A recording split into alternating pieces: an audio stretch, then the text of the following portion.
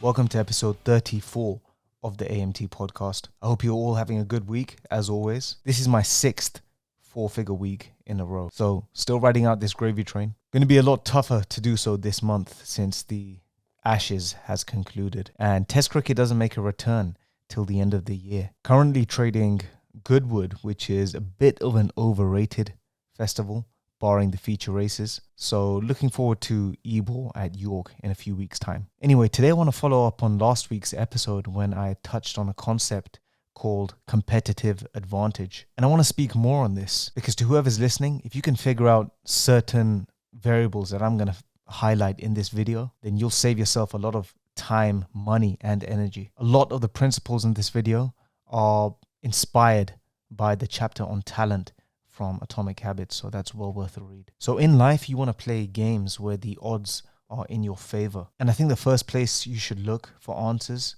is in your personality. Now, whether it's genetic, inherent, or learnt, everyone has different tendencies pertaining to their personality. I'm not going to delve into the reasons as to why people are wired the way they are, but let's just accept the fact that our personality dictates to a large extent the things that we like to do and don't like. Now, about me, when I came out of university, my degree was tailor-made for investment banking, which involves a lot of networking, sales, office politics, a lot of schmoozing, daily social interactions with people you like and don't like. Basically, if you're an extrovert who's outgoing and socially confident, you'll be well adjusted to a job in banking or sales. Ironically, some of the most studious, academically accomplished students that I went to university with didn't even make it in this field because they really had no personality outside their studies. In a previous episode on this podcast, I gave an example of a former colleague who was an average student, probably below average, but he was constantly on the move, networking, asking questions, always making his seen and heard. Long story short, he landed a job at a top bank without the necessary grades. Anyway, the reason why I'm highlighting my degree and job prospects that it led to as an example is to demonstrate how it was absolutely unsuitable for someone like me to pursue a career in that field. Whilst I'm socially capable and confident, I'm not the outgoing extrovert type of person. I don't go out of my way to meet and speak to people. If I recognize someone in a room, I probably won't go up to them first, just to avoid the awkwardness in case they don't recognize me or they don't reciprocate the small talk. If I was in a group of people and nobody said a word to me, I'd stay silent the whole time. And whenever I find myself in a large social gathering, I find myself observing the group more than participating in it. I only talk to a handful of people. I keep my circle small and I keep my business private. But having said all that, I am actually a big believer in stepping out your comfort zone. I think in life you should always throw yourself in uncomfortable situations just to conquer your fears and prove to yourself that you can do anything, and it's an important part of growth. But that doesn't mean you should have to live every day going against your nature by doing things that don't come naturally to you. The point of this episode is how to unleash your full potential by pursuing games where the odds are in your favor. So for someone like me to have to force myself to interact and engage with people I may not even like on a daily basis would have just felt like a chore. So despite enjoying my degree, by the second year, I already knew I didn't want to work for anyone. I'm not obedient. I have a clear idea about what I like and what I don't like. I'm not very extrovert or good at being fake and building rapport with people I don't like. And I like being in control of things, from when and where I work to what I do. So when you profile yourself in that sort of way, it becomes very easy to narrow down what task or job that you're likely to stick with. So when I stumbled upon sports trading, I knew instantly that I found something that I could stick with for a very long time. It ticked every box for someone like me. I could make money watching sport from home, not deal with people, and there was very low barriers to entry. For the first time, I felt alive. So I think the first question you should ever ask yourself before doing something is, what feels like fun to me but work for others? Enjoying what you do is arguably the biggest competitive advantage when deciding whether or not you were made to do a task, more so than talent. The reason being is that when you really want, not have to, but want to do something, you're willing to go through pain and failure to get there. Take what I do, for example. 99% of people would find what I do excruciatingly boring. Test cricket is the slowest format not just in cricket, but arguably all sport. It can take up to 40 hours over the course of 5 days just to get a result. Sitting idly, watching up to 90 overs a day or 8 hours a day requires a lot of patience and discipline that most people just don't have, especially when you have no idea what's happening. I spent hundreds of hours, possibly 1,000, before the pieces of the puzzle finally came together and I was starting to make money consistently. Now just think about it. Who is mad enough to spend that many hours watching something so slow and boring? Whilst the better traders were busy creaming it off the T20 and one-day formats, I had to spend 10 times more time learning to trade something much slower. And whilst it's mentally exhausting, for me just time flies by when I'm in the zone, trading a good game and making money consistently, because I was good at it and I loved it. The time it takes, even during unsocial hours in the winter, wasn't enough to put me off. Now, as for horse racing, it's a lot faster and a lot more volatile. And again, it took me thousands of races before it finally began to click. Now, horse racing doesn't particularly interest me any more than waking up at 2 a.m. to watch Sri Lanka versus West Indies play does. But the lure of making a potentially daily income was enticing enough for me to go through that learning curve, which 99% of people would consider tedious, boring, and risky. But like I said, when you profile what qualities are required to be successful at trading, it's really no different to what any pursuit demands at the highest level, which is the ability to put in countless hours with gaining little to no traction and still enjoy what you do. One of my favorite golfers of all time, Ben Hogan, drives home this point best. He did not have a stellar amateur career. In fact, he grew up dirt poor and went broke several times as a professional golfer. He used to battle a disastrous snap hook and by his own admission was a terrible player. So he made a deal with himself and to his wife that he was going to practice daily from sunrise till sunset every single day. He would practically eat his lunch on the tee box. He would practice up to 12 hours a day beating golf balls until his hands would bleed,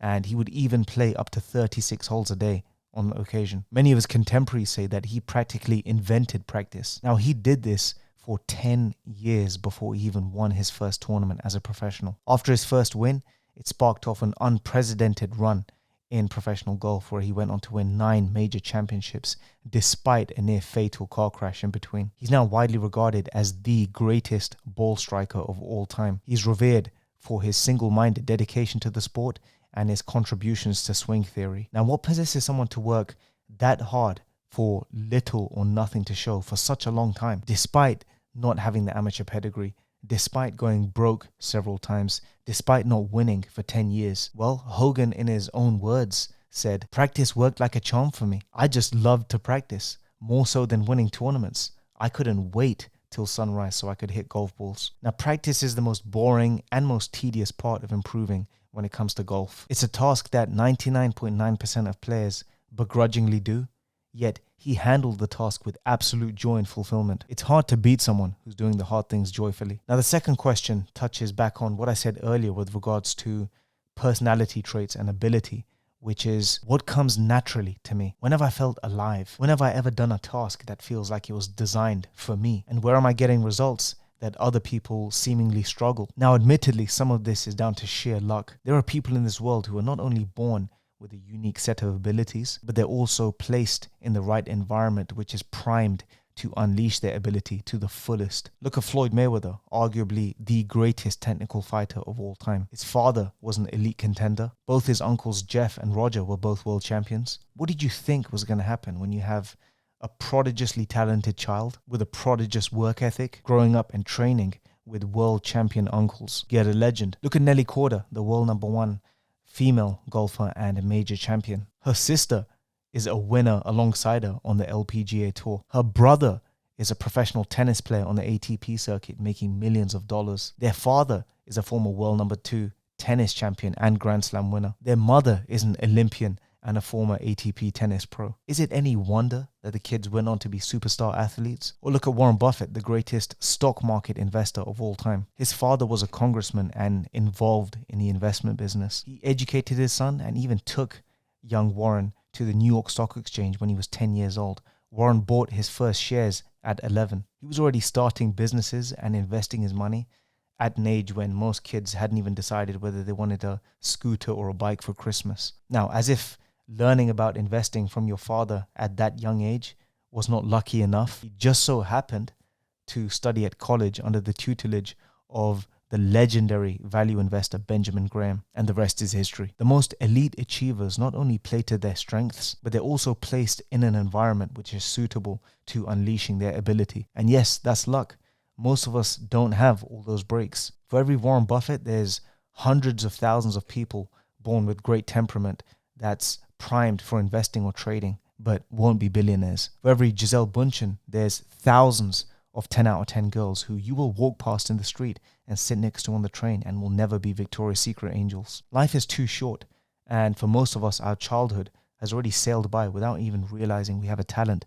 But guess what? You don't have to play the same games as everybody else. If you can't find a game where the odds are stacked in your favor, there is an answer, and that is to create one. Which brings me to my final point. If you can't win by being better, be different. Early in my betting journey, horse racing was the first sport that I turned profitable on. And after about 6 months of being profitable, my profit started to dwindle to a point where I was barely breaking even. It took me almost a year to realize that markets change and were always changing, so my edge had run out. I also realized that there were guys out there with better knowledge, bigger bankrolls, faster pictures, and it became a tiresome process of constantly having to evolve my strategies. So I started to venture out into looking at other obscure markets that other people may have overlooked. And it was there when I stumbled upon Australian horse racing. So long story short, I discovered a very unique and niche method which allowed me to exploit Australian racing markets for profit on a consistent basis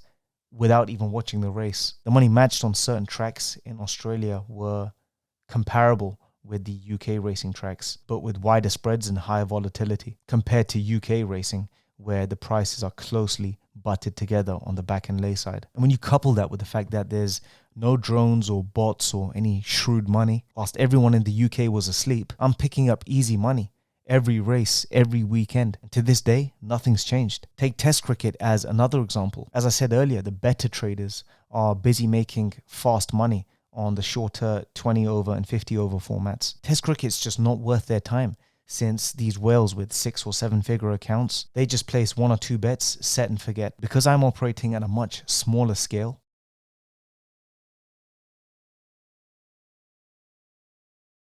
I'm able to leverage my account as highly as possible by taking up to hundreds of smaller positions that go unnoticed in the market for 5 days, and I'm averaging 4 figures profit per game. So instead of competing with guys better than me, I became specialist in niche areas. The key to surviving and thriving is to have the least amount of enemies possible.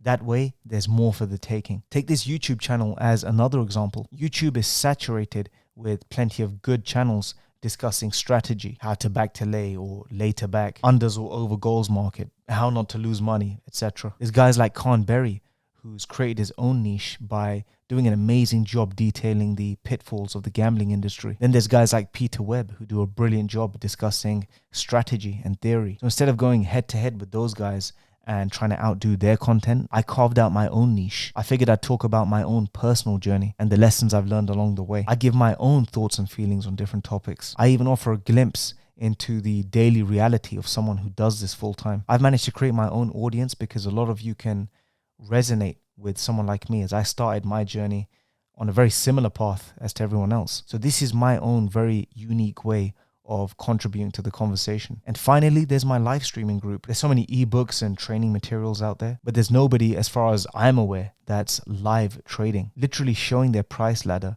and every bet they place on a daily basis. It's added pressure. It does require accountability and transparency, but that's a risk I'm willing to take in order to prove that I am about what I say and to show people the reality of how hard this is. And of course, it's a new and interactive way of helping a lot of novice traders. And because my bankroll and strategies are at a level where they're too small to influence the market, my students can also participate in the action without moving the prices, so everybody wins. So I've carved out 3 unique niches, from my trading style to my training material, right down to this very podcast you're now watching. I didn't even realize at the time that I was creating these niches by becoming specialist in very narrow areas and thinking outside the box. Only now, by reflecting, I can look back now and see it. If you can't win by being better, be different. Combine your skills and talents, specialize, eliminate the competition, create your own game and your own rules that favor your strengths. And when you do that, when you establish